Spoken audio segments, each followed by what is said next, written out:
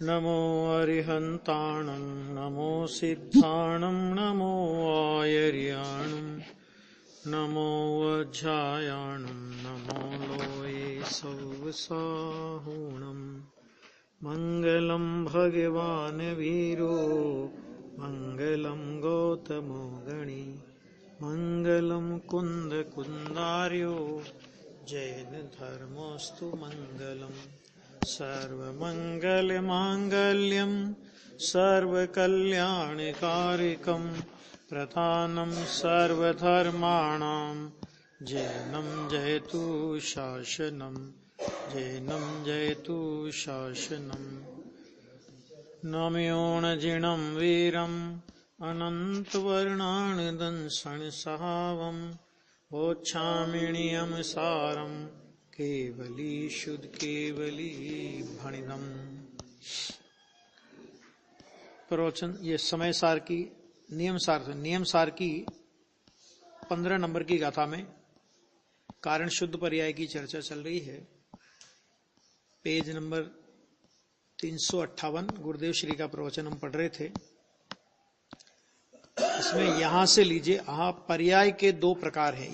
ये पैरा पढ़ के छोड़ा था अपन ने, देखो यहां से पर्याय के 2 प्रकार हैं। एक प्रगट रूप दशा,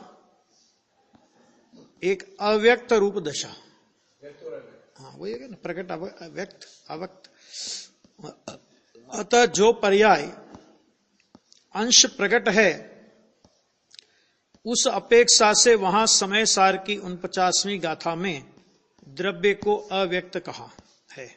आ गया, समझ में आ गया ना, किस अपेक्षा से द्रव्य को अव्यक्त कहा कि प्रगट अंश पर्याय जो व्यक्त है उसकी अपेक्षा से द्रव्य को अव्यक्त कहा है। ये चर्चा कल करी थी थोड़ी अपन ने। द्रव्य को द्रव्य की ओर से देखो तो द्रव्य प्रकट ही है, पर्याय की ओर से उसको अप्रकट बोला जाता है। ऐसा होने पर भी उसकी स्वयं की अर्थात वस्तु की अपेक्षा से तो द्रव्य व्यक्त ही है, प्रगट प्रसिद्ध ही है।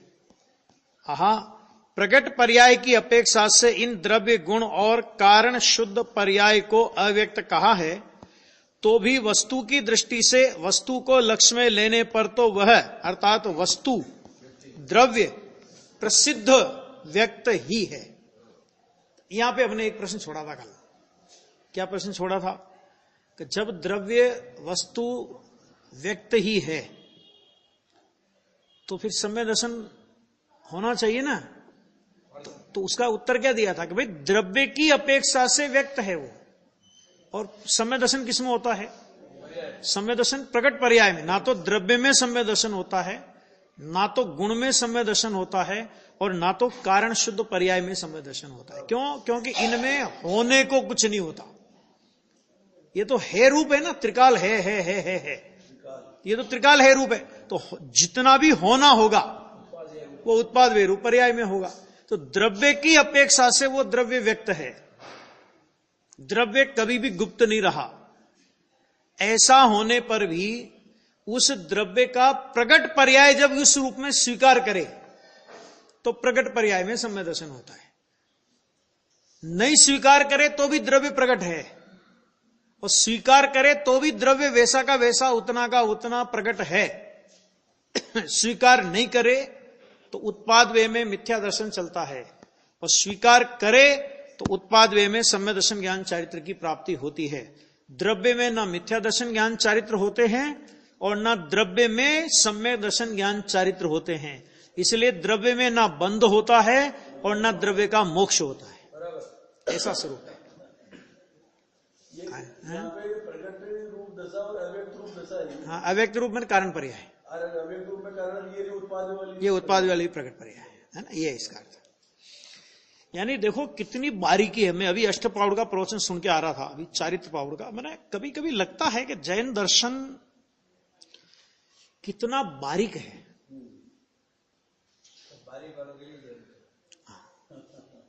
अभी एक बहुत अच्छा प्रकरण, चलो बताता हूं। वो प्रकरण बहुत अभी सुन के आ रहा हूं मैं। जो मैं लेट हो जाता हूं ना इधर, तो मैं सुनता रहता हूं। मेरा चल रहा है अभी अष्टपावड़ का। तो उसमें एक बहुत अच्छी बात गुरुदेव ने ली कि 5वां गुणस्थान होता है ना, तो 5वें गुणस्थान में 11 प्रतिमा होती है। तो पहली प्रतिमा दर्शन प्रतिमा, फिर उसके बाद लगा करके उद्दिष्ट त्याग प्रतिमा तक। अब सुनना जरा, बहुत गजब का न्याय गुरुदेव ने दिया उसमें। उन्होंने कहा कि भाई प्रश्न उठाया अष्टपाउड़ में कि दर्शन प्रतिमा वाले को अनुव्रत कैसे है?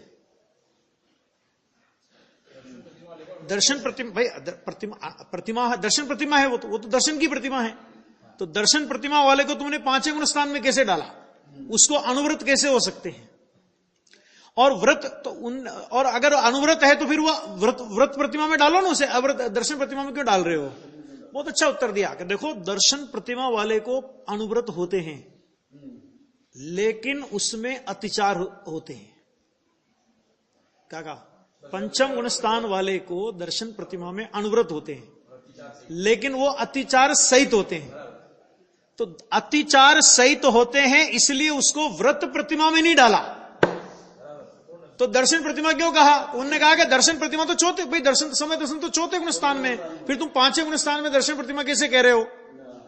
वो तो व्रत, वो तो संयम की प्रतिमा है ना, भोग रुचि परिणाम। तो उन्होंने कहा कि वहां पर सम्यक दर्शन के अतिचार टल गए हैं। समझना ध्यान से, क्या कहा कि सम्यक दर्शन के अतिचार टल गए, इसलिए दर्शन प्रतिमा में उसको डाला, पांचवें गुण स्थान में दर्शन प्रतिमा डाली। और उसको अनुव्रत होने पर भी व्रत प्रतिमा में क्यों नहीं रखा?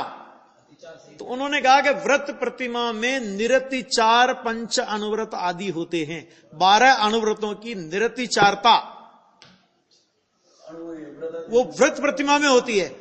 यद्यपि दर्शन प्रतिमा में अनुव्रत होते हैं, गुणव्रत होते हैं, शिक्षाव्रत होते हैं, लेकिन अतिचार सहित होते हैं, इसलिए हम उनको व्रत प्रतिमा में नहीं डालते। अब समझो इसको जरा, बात तो थोड़ी अलग है अपने से हटके, लेकिन थोड़ा विषय ताजा ताजा है ना, तो मैंने कहा बता दूं आप लोगों को कि देखो, जब अतिचार पांचवें गुणस्थान की भूमिका होने पर भी, समझना बात को, क्या गजब का न्याय है। पांचवें गुणस्थान की भूमिका होने पर भी, नकली नहीं है ना, समय दर्शन सहित पांचवें गुणस्थान प्रकट हुआ है ना, और अनुव्रत के परिणाम होने पर भी अतिचार होने से उसे व्रत प्रतिमा में स्थान नहीं मिला। तो जहां सम्यक दर्शन ही नहीं हो और कदाचित बाहर से अनुव्रत और महाव्रत भी धारण कर ले, तो उसे व्रती कहना कि नहीं कहना, यह बता दो। अरे जब अतिचार वाले सम्यक दृष्टि पंचम गुण स्थान व्रती को अनुव्रत है लेकिन अतिचार है, अतिचार है तो क्या बेटा दर्शन प्रतिमा में तो अभी पहली प्रतिमा तुम्हारी, दूसरी प्रतिमा नहीं। क्यों? क्योंकि दूसरी प्रतिमा में निरतिचार व्रत होते हैं। तो जब भाई साहब अतिचार पंचम गुण स्थान होने पर भी और अतिचार होने पर भी अगर उसे व्रत प्रतिमा में नहीं डालते, तो जहां अतिचार ही नहीं अनाचार चलते हों, दुराचार चलते हों, सम्य दर्शन नहीं है, तो मिथ्या दर्शन से बड़ा दुराचार कौन है? तो दुराचारी के व्रतों को किसमें डालना ये बताओ पहले। मिथ्या दर्शन से बड़ा दुराचार कोई नहीं है, किसमें डालना? अभी सोच, ये सोचने की बात है। समझ में आया कि नहीं आया? अब देखो अपनी जो चर्चा चल रही है, बराबर है। ये तो एक अष्टपाउड़ का एक आया प्रकरण, तो मैंने क्या बताऊं, बहुत अच्छा प्रकरण था, बहुत गजब का, मजा आया मुझे बहुत। इतने गजब के न्याय। अभी अष्टपाउड़ पूरा होने वाला है, दूसरा भाग अभी जाएगा छपने, प्रिंट उसके लिए जाएगा, तो बस हो गया, तो चल रहा है, बहुत बढ़िया है। देखो इस प्रकार 4 बोल हुए। नंबर 1 तो यह कि पर्याय को गौण करके असत्यार्थ कहा, गौण करके असत्यार्थ कहा। अब गौण का मतलब भी लोग क्या समझते हैं, वो बार बार उसको याद, देखो गौण है, पर्याय है, लेकिन गौण किया है। तुझे बार बार पर्याय याद आवे, उसका नाम गौण नहीं है। उसको तेरे चित्त में तो वही पर्याय बैठी हुई है। गौण के रूप में भी देखो, एक बहुत बढ़िया बात है कि दृष्टि के विषय में समय शिखर में चर्चा चली थी, वहां ये प्रकरण उठाया था कि दृष्टि के विषय में सद्भाव के रूप में तो पर्याय का अस्तित्व है ही नहीं। पर्याय है, पर्याय है, पर्याय है, पर्याय है, पर्याय है, कि इस रूप में तो पर्याय का अस्तित्व है ही नहीं। लेकिन दृष्टि के विषय में पर्याय नहीं है, पर्याय नहीं है, पर्याय नहीं है, पर्याय नहीं है, ये भी दृष्टि के विषय में नहीं चलेगा। क्यों? क्योंकि तुझे तो पर्याय ही याद आ रही है, चाहे होने के रूप में याद आवे तो पर्याय याद आ रही है, और नहीं होने के रूप में याद आवे तो भी पर्याय याद आ रही है। इसका नाम गौण नहीं है। गौण माने उस समय उसके संबंध में कोई विकल्प नहीं है, ही नहीं, वो अदृश्य है, वो दृष्टि गोचर ही नहीं हो। दृष्टि गोचर माने है के रूप में भी दृष्टि गोचर नहीं हो और नहीं है के रूप में भी दृष्टि गोचर नहीं हो। क्योंकि नहीं है के रूप में भी दृष्टि गोचर हुए तो पर्याय नहीं है, तो हो गई पर्याय तो खड़ी ना हो गया ना उसका। ऐसा तो यहां पे कहा, देखो, एक तो यह कि पर्याय को गौण करके असत्यार्थ कहा है। समय सार गाथा 11 व्यवहारो हुए आया ना सब शुद्ध ये। हाँ, परंतु इससे वहां कारण शुद्ध पर्याय को गौण करके असत्यार्थ कहा है, ऐसा नहीं है। नंबर 1, पॉइंट नंबर 1, कारण शुद्ध पर्याय गौण नहीं है। वह तो प्रगट पर्याय को गौण करके असत्यार्थ कहा है, कारण शुद्ध पर्याय को नहीं। पॉइंट नंबर 1 ये हुआ। दूसरा पॉइंट ये चला कि एक कारण शुद्ध पर्याय द्रव्यार्थिक नय के विषय में जाती है, परंतु पर्यायार्थिक नय के विषय में नहीं आती। नंबर 2। नंबर 3, द्रव्यार्थिक नय की अपेक्षा से द्रव्य में पर्याय नहीं है।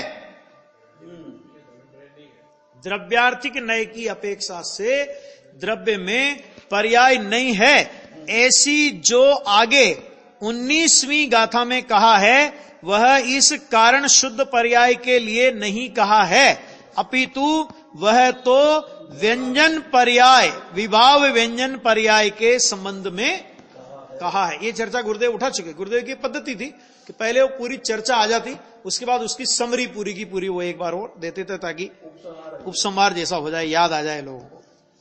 नंबर 4, उत्पाद व्यय की पर्याय जो कि प्रगट है जब उसको व्यक्त कहा। अब ये 49 नंबर का गाथा का बिंदु उठाया था ना गुरुदेव ने, उसका फिर से वो ले रहे हैं। उत्पाद व्यय की पर्याय जो कि प्रकट है जब उसको व्यक्त कहा।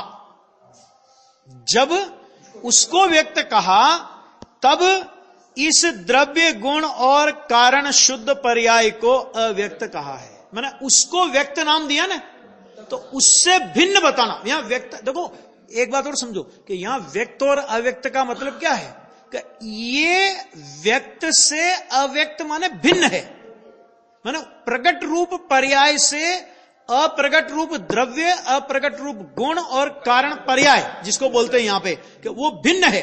तो अब जब भिन्न है तो जब प्रगट पर्याय को नाम देंगे व्यक्त, तो उससे भिन्न बताने के लिए द्रव्य गुण और कारण पर्याय को क्या नाम देंगे? तो उनको नाम देंगे अव्यक्त। आहा, जिसको कारण शुद्ध पर्याय कहा गया है उसको वह पर्याय होने पर भी उसको पर्याय की अपेक्षा से व्यक्त नहीं कहा जाता। जैसे अन्य उत्पाद वे पर्याय को व्यक्त कहा जाता है पर्याय की अपेक्षा से, इसी तरह कारण पर्याय को पर्याय होने पर भी उसको व्यक्त नहीं कहा जाता।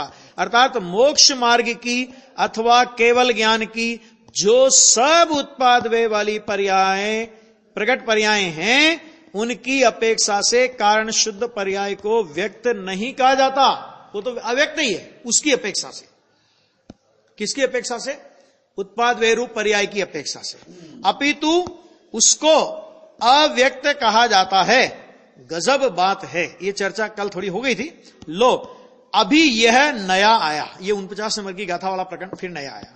परंतु यह तो जो हो वही आता है ना। हाँ, कहा है ना, मारे उसकी तलवार, मात्र हाथ में पकड़कर रखे उसको वह कहां है। भाई तलवार किसकी? मारे उसकी तलवार, और हाथ में पकड़ के खड़ा रहे और उसको ठोक जाए आराम से, पीट जाए। मेरे पास तलवार थी तो तूने करा क्या? शत्रु तेरा सिर फोड़ गया और तू कह रहा मेरे हाथ में तलवार थी। कि भाई साहब तलवार किसकी? कि मारे उसकी। समझ आया कि नहीं आया? नहीं तो ऐसा नहीं हो तेरी तलवार से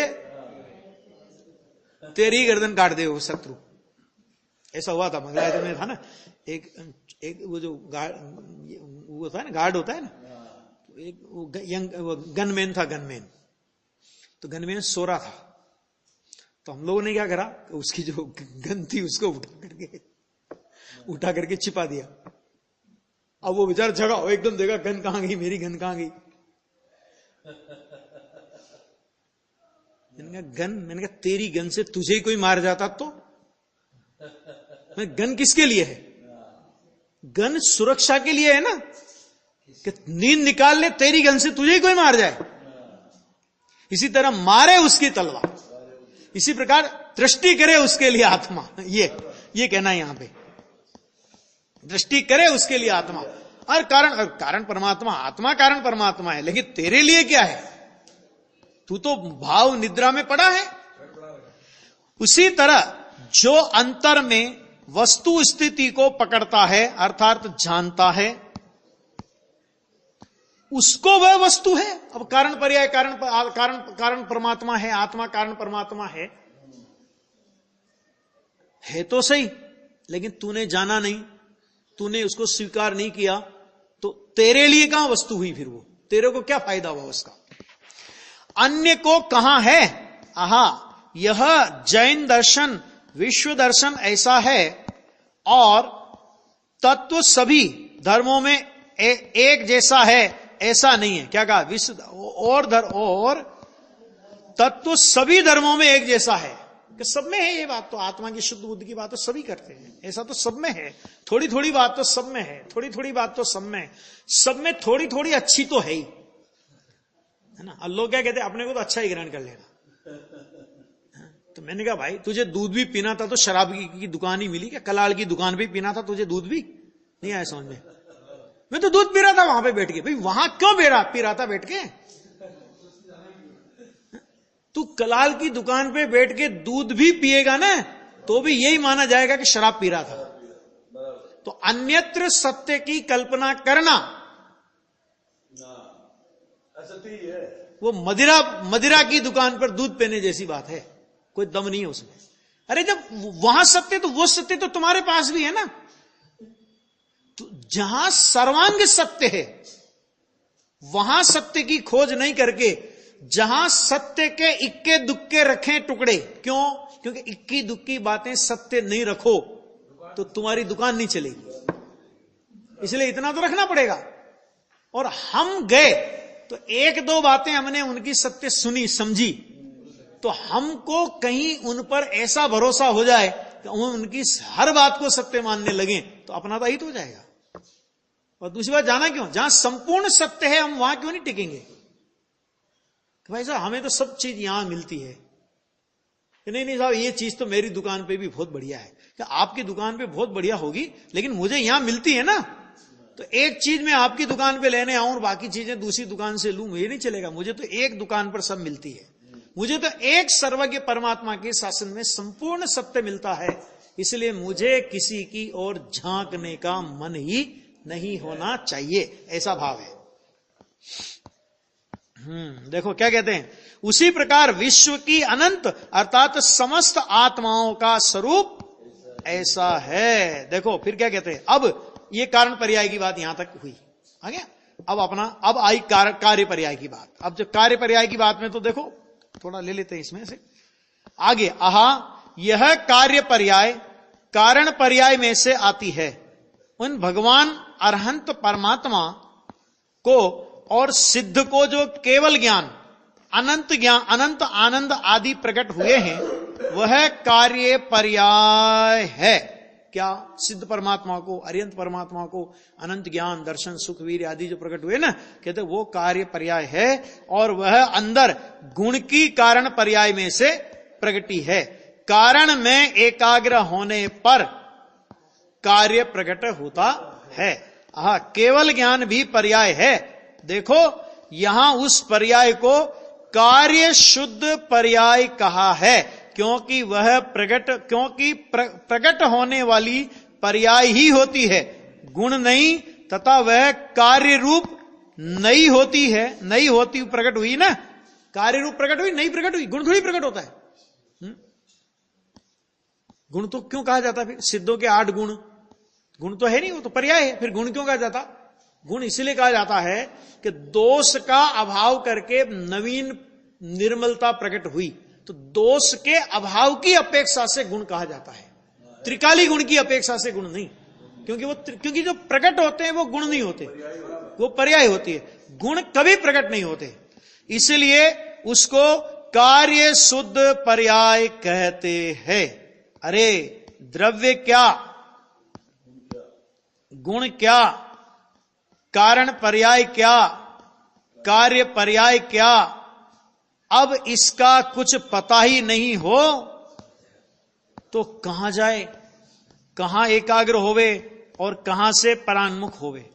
नक्की तो करना पड़ेगा ना। क्यों जानना स्वरूप, कहां जाना है, किसके सन्मुख होना है, किससे विमुख होना है? जिसके सन्मुख होना है उसका स्वरूप जानना पड़ेगा, जिससे विमुख होना है उसका स्वरूप जानना पड़ेगा, और जान करके जिससे विमुख होना है उससे विमुख हो जावे और जिसके सन्मुख होना है उसके सन्मुख हो जावे। आहा, ये केवल ज्ञानादि क्या है कि ये कार्य शुद्ध पर्याय है ना टीका में।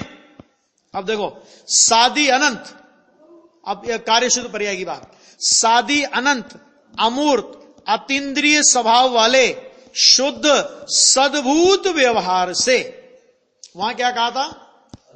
अनादि अनंत अमूर्त अतीन्द्रिय स्वभाव वाले शुद्ध निश्चय से, वहां यहां शुद्ध सद्भूत व्यवहार आया क्योंकि ये प्रकट पर्याय की बात है। और सादी अनंत कहकर के ये कहना है ये क्षायिक पर्याय की बात है, पूर्ण शुद्ध पर्याय की बात है। सादी अनंत, साधक दशा की भी बात होवे ना, तो साधक दशा की पर्याय सादी है लेकिन अनंत नहीं है, वो सादी शांत है।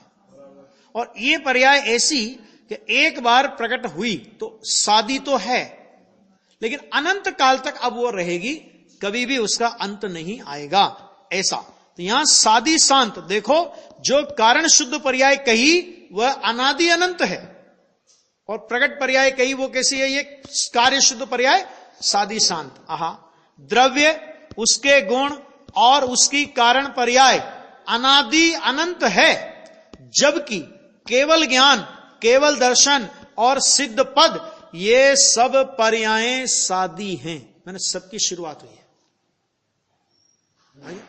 आ गया? ये सभी पर्याय नई होती है ना, इसलिए आदि सहित होने से सादी, स माने सहित, आदि आदि सहित। इस प्रकार ये केवल ज्ञानादि पर्यायें अनादि की नहीं है। द्रव्य, गुण और कारण पर्याय अनादि अनंत है, तो उसके आश्रय से केवल ज्ञान पर्याय की सादी अर्थात शुरुआत होती है, परंतु अब वह अनंत है। शुरुआत तो हुई लेकिन अभी उस केवल ज्ञान पर्याय का कभी अंत नहीं आएगा। अनंत अनंत अनंत अनंत काल तक रहिए, अनंत अनंत काल यथा तथा शिव परिणय, आगे नहीं आ गया ये ऐसा। अर्थात अब उसका अंत यानी नाश नहीं होगा, केवल ज्ञान पर्याय अनंत काल तक यों की यों रहेगा। श्रीमद ने अपूर्व अवसर में कहा है ना, क्या कहा? सादि अनंत अनंत समाधि सुख में, अनंत दर्शन ज्ञान अनंत सहित जब, अपूर्व अवसर ऐसा किस दिन आएगा। आहा, केवल ज्ञान, अनंत समाधि शांति है। समाधि किसे कहते हैं? आदि व्याधि उपाधि रहित आत्मा की परिणति, उसका नाम समाधि है। समाधि मरण पाठ सुनते सुनते मर गए, इसका नाम समाधि है, ऐसा नहीं है। अंदर में कषाय की आग जल रही हो और बाहर में समाधि मरण का पाठ कोई सुना रहा हो, वो भी कब सुनाते हैं? जब लगे अब सुनने के काबिल भी नहीं बचा है। सुनने के काबिल बचे तब तक तो यही पूछते रहते घर वाले सब कि किसको कितने दे रखे हैं, कहां पड़ा है, कोई एफडी तो नहीं है। मतलब जब तक वो जिएगा खून चूस लेंगे उसका, और बाद में अब अभी सुनने के काबिल भी नहीं रहा कि साहब जरा समाधि मरण सुना दो इसको, है ना? क्या सुना दे उसको? और ज्ञानी को, कि ज्ञानी किसी परिस्थिति में हो, किसी परिस्थिति में हो, वो समाधि मरण से ही मरता है। उसका चौथे गुणस्थान में हो तो बाल मरण होगा, लेकिन बाल मरण नहीं होगा। और अज्ञानी भले बाहर में कपड़े उतरवाले बेचारे के, उसके मरते समय वो कर देते हैं ना, महाराज बना देते हैं लोगों को, दीक्षा दे दी, महाराज हो गए ये, है ना। तो कि वो कितना महाराज बन के मरे भरे, तो भी बाल मरण से मरा है। आ गया? क्यों? क्योंकि हम बाहर की शरीर की दशा को बदलने मात्र से अंदर का अभिप्राय और परिणाम थोड़ी बदल जाएंगे। और समाधि मरण का संबंध शरीर के स्थिति से नहीं है, अंतरंग परिणाम और अभिप्राय से है। अभिप्राय नहीं बदला तो तुम बाहर में कुछ ही कर लो, उसमें क्या फर्क पड़ता है। अब उसको पता ही नहीं, उसके कपड़े उतार दिए, कमंडल पीछे रख दिए, महाराज हो गए। क्या मूर्खता का धंधा है।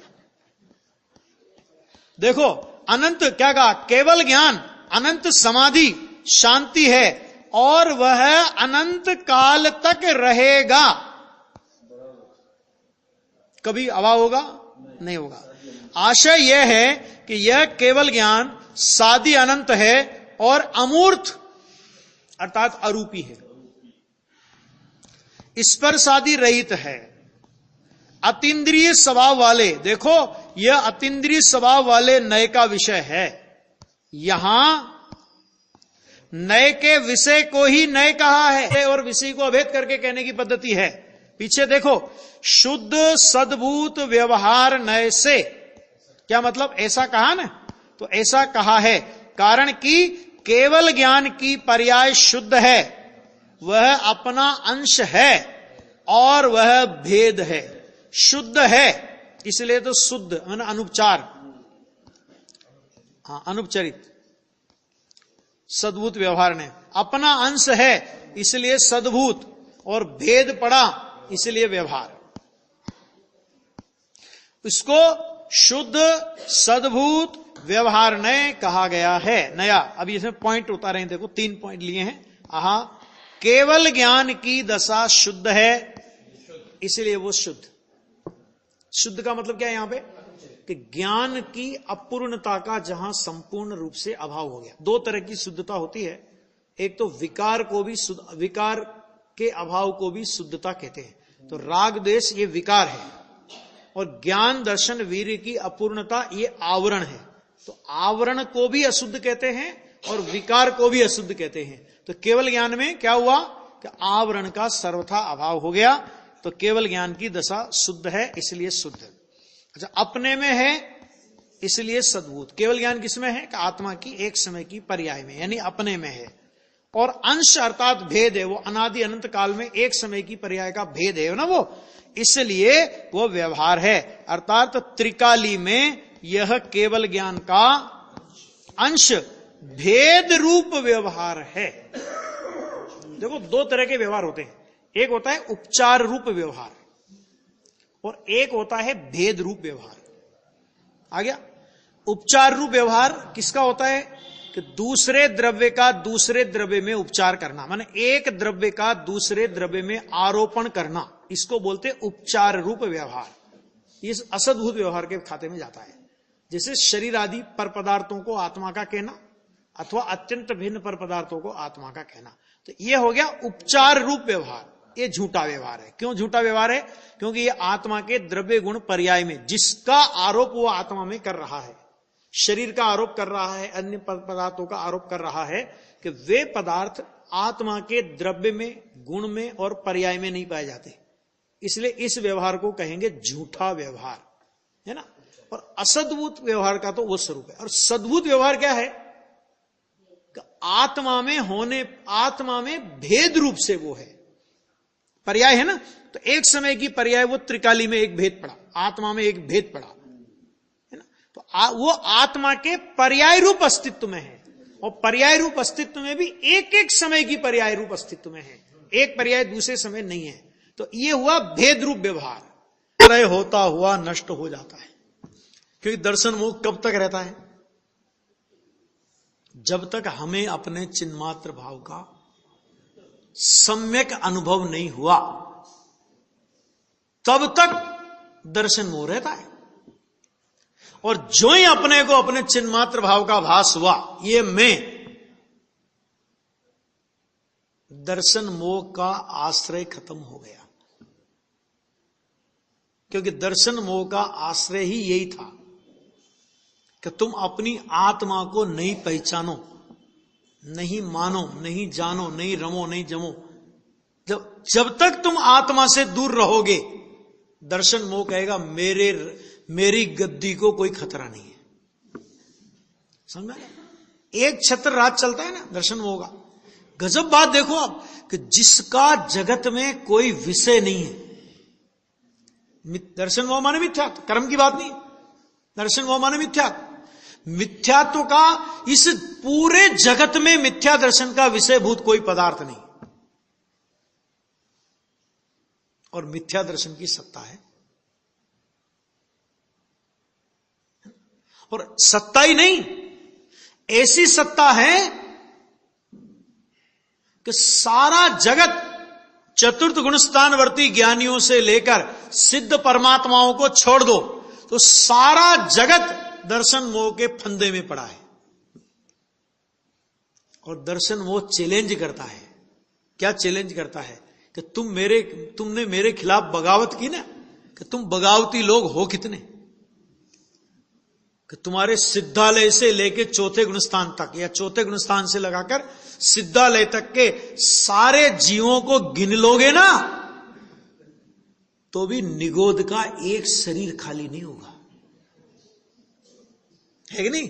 तीनों काल के जीवों, सिद्धों से अनंत गुणे जीव तो एक निगोद शरीर में पड़े। मिथ्यात्व का इतना बल है। और इतना बल कहां से आया उसमें? कि इतना बल उसमें वहां से आया कि हमने अपनी आत्मा को नहीं पहचाना। हमने हमारा जो अपने आत्म स्वभाव के प्रति जो हमारा अज्ञान है वो दर्शन मोह पर राज तिलक है। और जो ही हमने अपनी आत्मा का अवलंबन लिया, निष्क्रिय चिन्मात्र भाव को प्राप्त किया, जो पद्धति वहां पर बताई, तो दर्शन मोह जिसे 8 कर्मों में सबसे प्रबल कहा जाता है, वो सेनापति कहा जाता है, वो सेनापति के बोरिया बिस्तर सबसे पहले बनते हैं। सोचो जरा, क्या कह रहे हैं यहां पे? देखो, निराश्रय होता हुआ क्या होता है? वो नष्ट हो जाता है। और यदि ऐसा है, माने ये पद्धति है दर्शन मोह के नाश की, ये पद्धति है,